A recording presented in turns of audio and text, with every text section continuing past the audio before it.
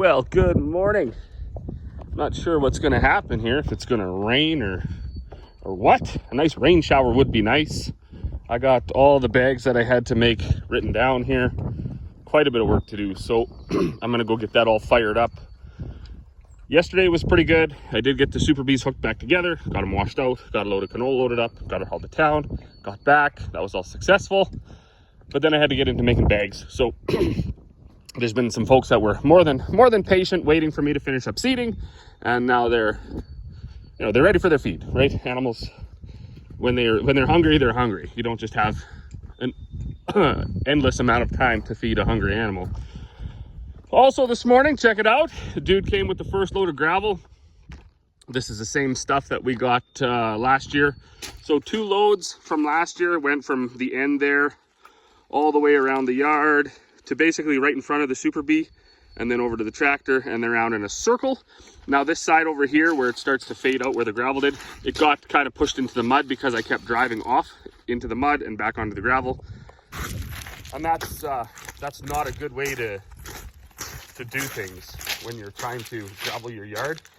I've seen that happen here now over the last basically 5 years.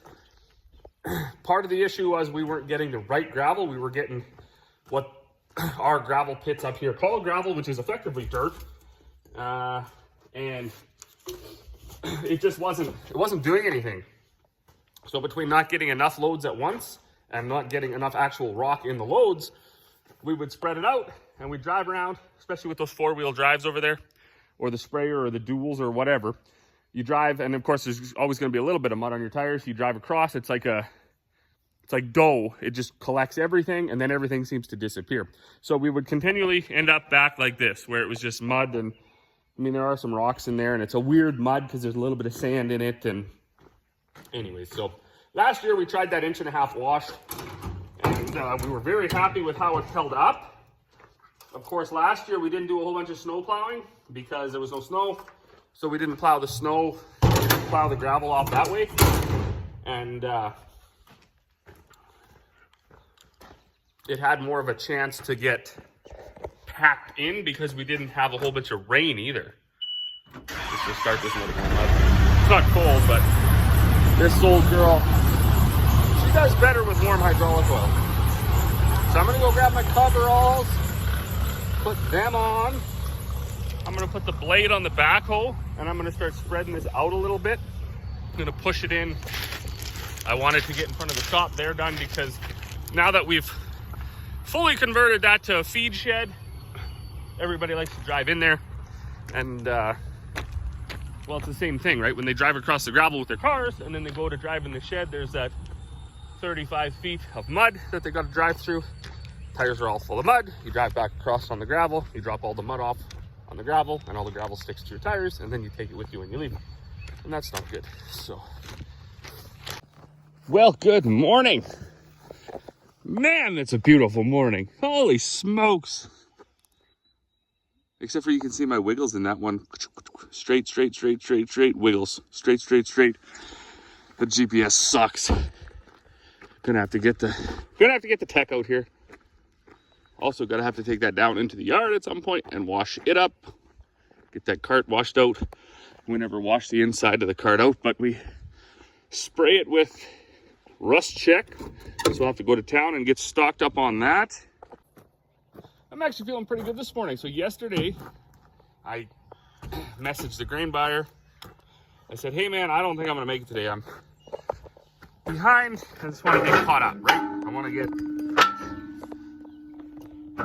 back into a time-managed, efficient way of operating where I finish one project before I start the next. So just a second here. So the other day, I sold a couple loads of grain.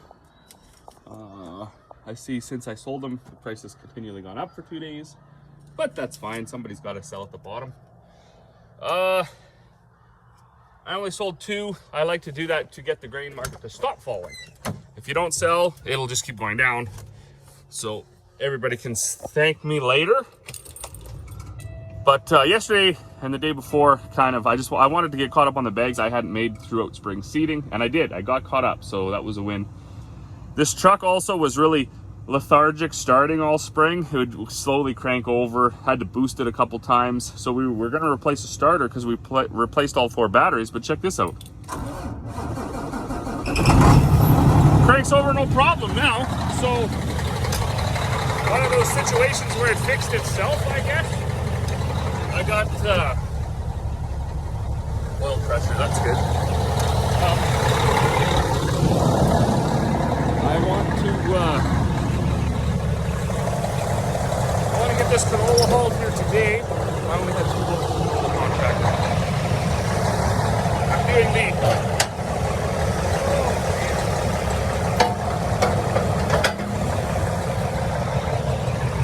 it would be nice if they would have a little window in the side here, like our one TJ has for checking the oil, so you don't have to look good every time. Okay, but anyways, gonna let that air up. I don't know what I was saying. I'm incrementally selling my grain now.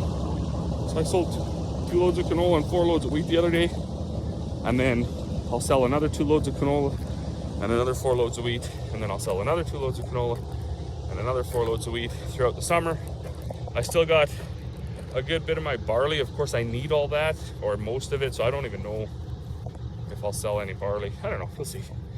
Anyways, there's tons of grain still to move, and that is a bit concerning because there's tons of work left to do too this summer.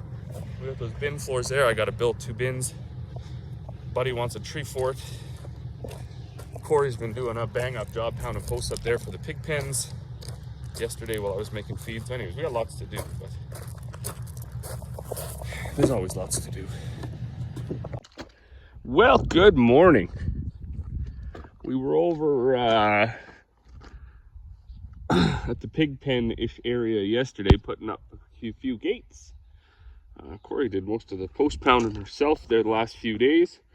Well, I was down catching up on bags, and actually, believe it or not, I basically got caught up. So that was a win.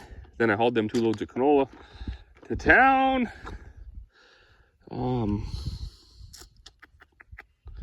There's a song by Stompin' Tom, I believe. It's called Poor, Poor Farmer, I think. And there's a line in that song where he says he loaded up some grass seed and he headed off to town. And I think every step the horse took, the price kept going down, right? He was racing to town to get his grass seed sold, which is actually quite funny. You fast forward to 2024, I've contracted the grain now because we have phones and internet and texting and technology. So I know the price I'm getting, and every mile that I drove, the price kept going up. So it was same principle, just different, slightly different. So anyways, still losing, right? I think I got about 14.58 for those 2 loads. Meh, so that's okay, right? We originally had a target of 14.50. So, and then by the time I hauled it in, it was like 14.80. So you're losing $600 a load, $1,200. I'm not a big fan of the new grain marketing system, like the way it's set up to do it. I was more of a fan of the old way from what I understood, but I mean, that's super taboo. You talk about that and people are like, oh no, we don't like that. So anyways, we'll do our best. We learn every day, we learn every year. We try to get smarter with our marketing, and we'll do all right. So anyways, I'm gonna go in, I'm gonna have another cup of coffee. Corey just left. She's got to take her car back because it was a lease, and then they're going to do a little bit of shopping. She's got the 2 girls with her, and me and Buddy, well, we're going to pump these molasses tanks out. Where are they? They're over there. And we're going to move those tanks off of that skid. We're going to lift that skid up, flip it over, put some more 6x6s under it, smooth that ground out, and then put them back on.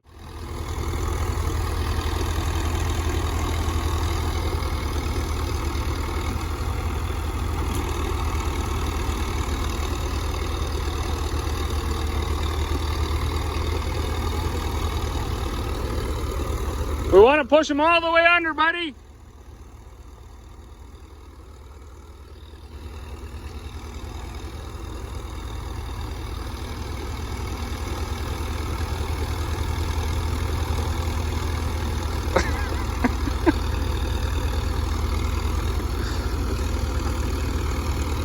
Up!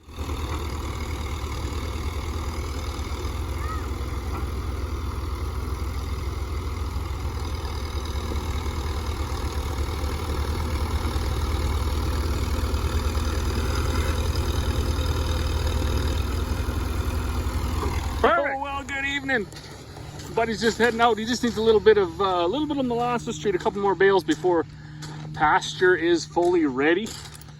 So he arrived just in time. Actually, we just finished this project, so we had to pull all these 4 tanks off, pull that skid out, put 6 more 6x6s underneath of it, because holy cow, 40 tons emptying and filling and emptying and filling over the winter. And then with the water that pools underneath there, it was quite soft and it was just sinking. It's like the Titanic, no stopping it. So anyways, we got all that done. We got a bunch more gravel put under there and smoothed out. And then Corey was spreading the gravel that we got the other day. I made another bag. And that kind of was really the whole day. We got like rained out, I guess, yesterday for an hour or so. Today for an hour or so. So, and then actually today my phone was dead all day, and that was actually quite nice. Because I didn't, I mean, it is Saturday. So, but yeah, it was dead all day. So there was no footage, there was no phone calls and text messages, and there was work getting done. Now I'm gonna go in and have supper and watch the hockey game. So as always, thanks for watching. We will see you all on the next one.